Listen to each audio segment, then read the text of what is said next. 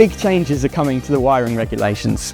One of the most important updates in BS7671 Amendment 4 is the introduction of a brand new chapter on stationary secondary batteries. Why does this matter? These batteries are designed for electrical storage and supply within installations. Think renewable energy systems, backup power, and advanced energy management. With the rise of energy storage solutions, clear standards are essential to ensure safety, reliability, and compliance. Amendment 4 sets out requirements for installation, protection, and integration of these systems, helping electricians stay ahead as technology evolves. Want to dive deeper?